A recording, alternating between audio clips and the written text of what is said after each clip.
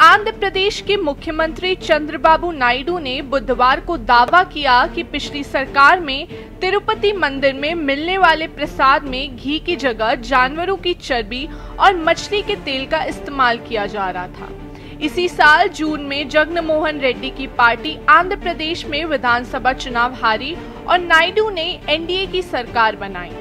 9 जुलाई को मंदिर बोर्ड ने घी के सैंपल गुजरात स्थित पशुधन लैब भेजे और 16 जुलाई को लैब रिपोर्ट आई।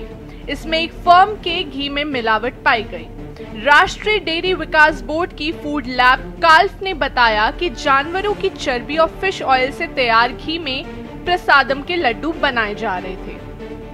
हालांकि 22 जुलाई को मंदिर ट्रस्ट ने बैठक की और फिर 23 जुलाई को घी के सैंपल लिए गए और जांच के लिए लैब भेजे गए। इसकी रिपोर्ट 18 सितंबर को सामने आई।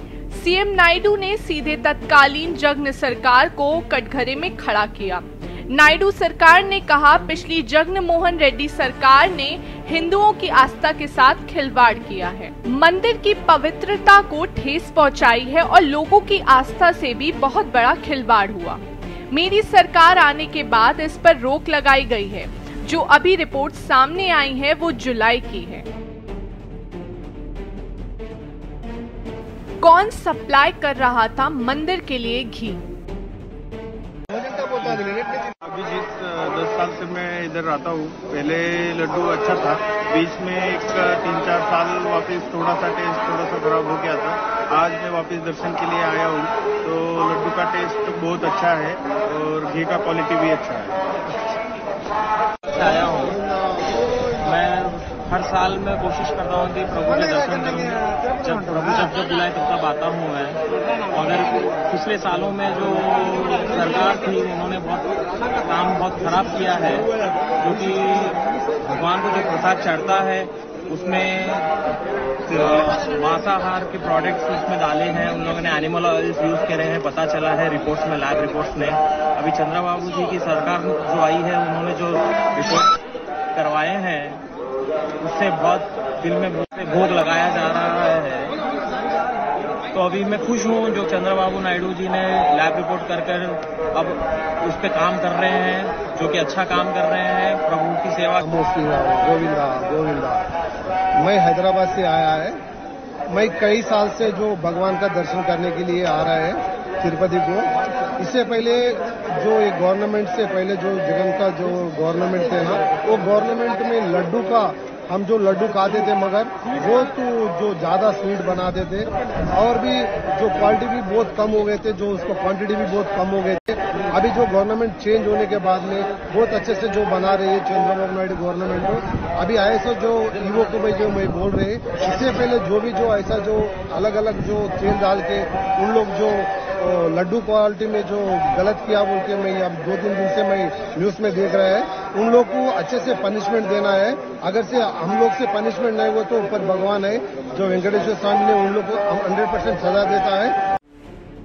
बीते 50 साल से कर्नाटक कॉर्पोरेटिव मिल्क फेडरेशन रियायती दरों पर मंदिर कमेटी को शुद्ध देसी घी सप्लाई कर रहा था।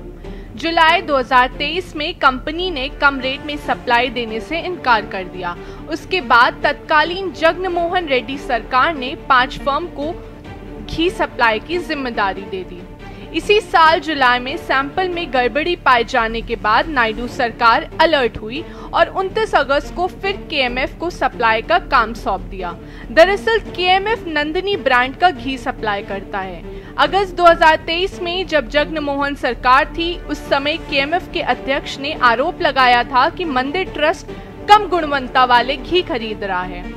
इस पर ट्रस्ट बोर्ड के तत्कालीन अधिकारी एवी धर्म रेड्डी ने नायक के आरोपों को खारिज कर दिया था और कहा था, मंदिर ट्रस्ट सिर्फ उन सप्लायर से गाय का घी खरीदता है जो ई ट्रेडर प्रक्रिया के जरिए समझौता न करने वाली गुणवत्ता और कम से कम लागत के दोहरे मापदंड को पूरा करते। उन्होंने ये भी कहा था कि चूंकि केएमएफ ट्रेडर प्रक्रिया का पात्र नहीं है, इससे पहले वो समय पर खेप पहुँचाने में भी विफल रहा है। प्रसादम को लेकर व्यवस्था में बदलाव। अगस्त में नायडू सरकार ने मंदिर में मिलने वाले लड्डू प्रसादम को लेकर व्यवस्था में बदलाव किया है। अब बिना दर्शन के लड्डू पाने वाले भक्तों के लिए आधार कार्ड जरूरी कर दिया है। भक्त अब 2 लड्डू प्राप्त करने के लिए निर्धारित काउंटर्स पर अपना आधार कार्ड रजिस्टर्ड करा सकते हैं। दर्शन के लिए टोकन लेने वाले भक्त पहले की तरह एक मुफ्त लड्डू प्राप्त करने के अलावा अतिरिक्त लड्डू खरीद सकते हैं।